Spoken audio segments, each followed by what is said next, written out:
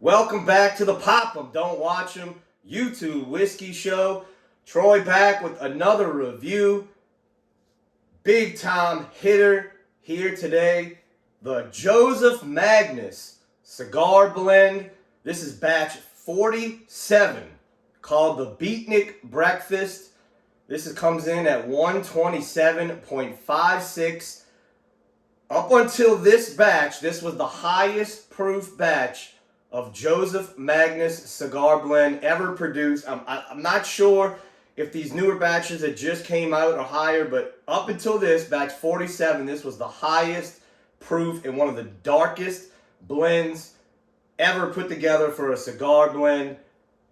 Love the cigar blend, guys. You know I love smoking cigars. It goes so great with cigars. But we're going to get into batch 47. Also going to compare it to another batch. I also have batch 26.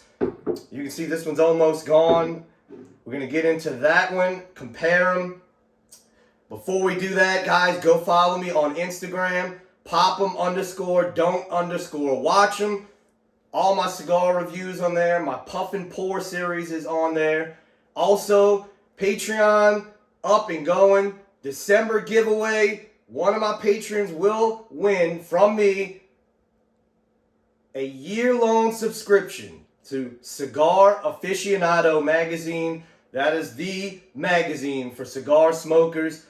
1 year subscription. One of my patrons will win that. December pack. This will be in the December sample pack giveaway. But without further ado, let's get into Joseph Magnus, the brand, the whiskey, everything about it. So Joseph Magnus was in the early 1900s. He was a businessman, and he discovered a niche market for top-notch liquors. By age 26, he had an empire out of Cincinnati, Ohio. He took great pride in his whiskey, aging them, making sure the quality and the flavors were the best on the market. And at that time, you know, there was so many different things going on with whiskey. That's where the Bottle and Bond Act came in, because people were putting battery acid, spit, all kinds of crazy things into whiskeys to try to make them look older or look more quality. But for Joseph Magnus, he took great care into making his whiskey and all of his blends. He said, one of his best quotes, I love this quote: "Whiskey, there's a means of promoting good convo, close fellowship, and interchange of kind deeds and pleasant thoughts." And guys, if that doesn't describe a great whiskey when you're sitting down, you're with people, just talking about life in general, sports, anything, when you have a good whiskey, that quote just defines that moment. So, Prohibition hits. He stopped his production, never really did get it going again, never actually at all. He still was into whiskeys, into fine liquors, but he stopped producing. From that, his legacy, it just literally faded away until one day his great-grandson was going through some of the family heirlooms. He knew about the history, but nothing of how great Joseph Magnus was. He found a 122-year-old perfectly preserved Joseph Magnus whiskey. A discovery that set forth what you see on this table now. So they took this whiskey. They called in the top experts in the business to come in. They extracted a little bit out of it for them to taste. And most said this was the best whiskey they had ever tasted. So they took the job on to try to replicate that whiskey as best as they could. And who was in charge of that? None other than the legendary Nancy Fraley. She is also now the master blender of Joseph Magnus. She took on that job, and the things she is doing, her blending skills, one of the best noses in all of the world when it comes to all whiskeys. They came up with the Murray Hill Club, and this is the Joseph Magnus, the triple cask finish. They use sherry, Oloroso, Pedro Jimenez, and cognac casks to formulate just an amazing whiskey. It's so different than anything else you're going to taste. Unfortunately, in Louisiana, we don't get the distribution here of Joseph Magnus, but Florida and Texas, right next door to us, we can get it there. So that's where I get most of my Joseph Magnus and cigar blends from. So the difference in the cigar blend is an Armagnac finish is added to it. So you have the cigar blend is Armagnac, sherry, and cognac. So the Armagnac really adds that smokiness, that spiciness, that tobacco notes to the whiskey. So this batch 26 was all MGP. This batch 47, this is MGP and Kentucky, 16 barrels, ranging from 13 to 20 years old. Listen to that, 13 to 20-year-old bourbon in this bottle, blend MGP in Kentucky. So I'm going to read straight from their notes to explain this batch. So all the batches, they'll do a number of batches. It comes from a coupe mere, which is the main blend. They take that blend, then they finish it in different barrels and see what comes out of it. So I'm going to read this directly because I don't want to get this wrong. So, Joseph Magnus cigar blend batches number 42 through 47 all hail from 6 particular Armagnac barrels that were transferred from the distillery in Washington, D.C. to Holland, Michigan in the fall of 2020. The journey of these 6 barrels from D.C. to Holland, Michigan inspired Magnus master blender Nancy Fraley to dub this batch the Rock and Roll Series. To commemorate the intense interaction between the spirit and the oak, when the whiskey inside the Armagnac casks was churned and swirled during the journey on the truck, thereby penetrating deeply into the wood and pulling out more matured oak tannins, sweet caramelized wood sugars, and richly aromatic and fruity Armagnac spirit notes than is typically found in the cigar blend bourbon batches.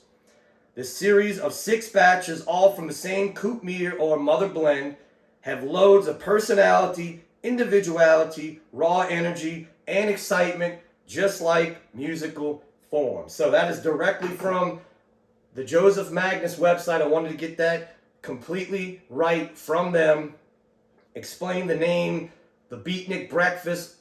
You got to Google beatnik. It's Google it and it'll let you know exactly what that term means.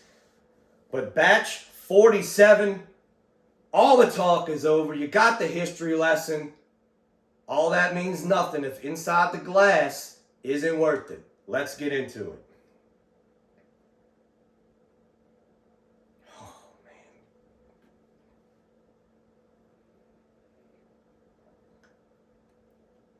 I don't know how, this is a very hard whiskey to get. So I don't know how many people actually get to nose and taste a cigar batch, Joseph Magnus, but I'm telling you, if you're at a bar, wherever you are, this is an experience. Because Nancy Fraley she's the Tom Brady when it comes to blending, nosing. She's the greatest of all time. Oh my God, that Armagnac influence is amazing. So on the nose, so much going on. Tons of chocolate. You do get a little licorice note on here, but tons of chocolate. And that tobacco. My God, the tobacco. I'm looking at all my humidors, and you open up a box of well-aged cigars, and you just get that smell, that cedar, the tobacco. Oh, that's what you're getting in this nose. Tons of barrel char, a little bit of smokiness, and the caramel notes. Oh, man. just a sweet, sweet caramel. But that chocolate, it's almost like a cake. Like a dark, rich chocolate cake with chocolate icing. Oh man, with that tobacco and cedar. Great, great nose. Let's see if the palate lives up to the nose. Cheers.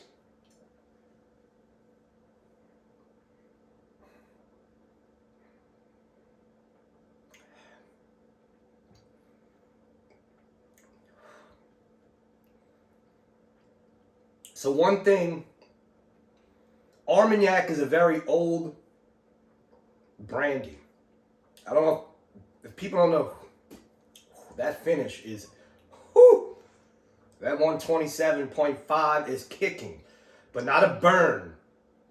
Tons and tons of flavor. But back to what I was saying. So just like Scotch and bourbon, they're all whiskeys. Armagnac and Cognac are all brandies. It's just a matter of where they're distilled and how they're distilled. If it's distilled in Armagnac, France, it's an Armagnac. If it's Cognac, it's Cognac. But they are distilled in a different way. But the Cognac but specifically the Armagnac barrels are usually very old. Very old. It is not unusual to have 30-plus-year-old Armagnac barrels. They don't get into the age of these barrels. But guys, that Armagnac, that barrel, that mustiness, but I don't mean that in a bad way. You can just taste those tobacco notes, those well-aged pipe tobacco, cigar notes. The finish is what's incredible because you really get that cigar smokiness, a sweet, sweet cigar smokiness on the finish. I mean, it's almost like taking a puff of a good cigar and the finish from a cigar. You know, when I first heard about cigar blend bourbon, Joseph Magnus Cigar Blend, I'm like, how are you going to get a bourbon and have a... She did it. Nancy Fraley did it. I mean, unbelievable. Oh, man. So now those like grapey notes from the Armagnac and Cognac really coming through. Chocolate is definitely still the big note. A lot to get into this guy. A lot to get into in this glass. I'm not sick. I lost my voice. High school was in the state championship last night. So I lost my voice. I'm not sick. Oh, man.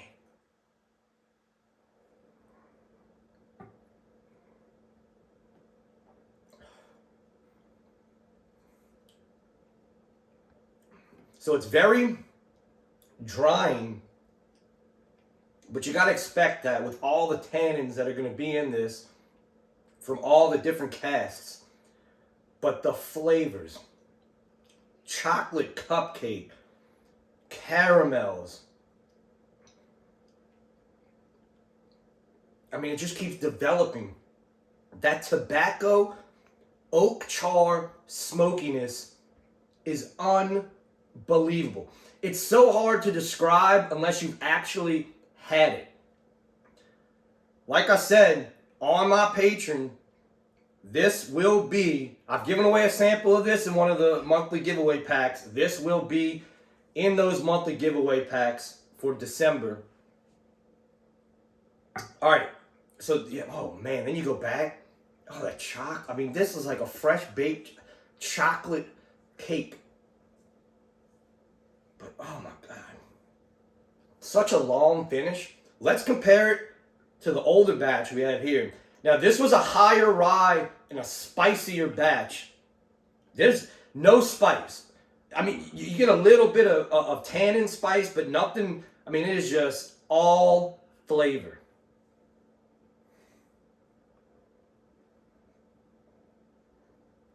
So this one's a little lighter on the nose. A little more citrus is coming through on this one. A little more fruit. I'm not getting a lot of fruit on this one. This one, you get a little more citrus.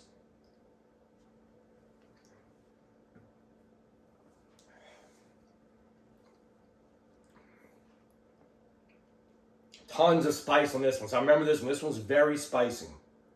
Tons of cinnamon, tons of bacon spice with that tobacco finish. This was a great, great bottle, but man, batch 47. This is going to be hard to beat. The 2021 Pop 'em, don't watch 'em. Blind Bracket Flight Challenge. It's coming. You saw it in 2020. It's what put this channel on the map. I'm the first to do it. So don't let anybody else fool you.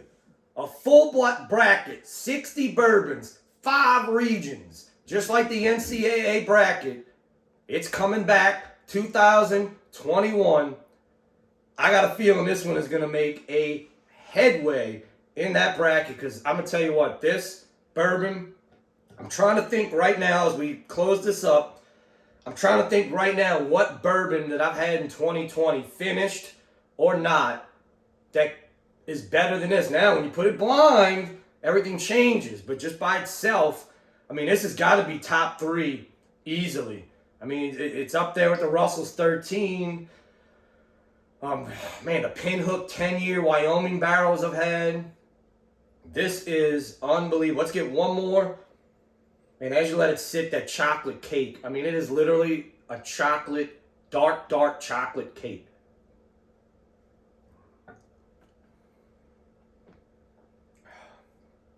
Tell you what.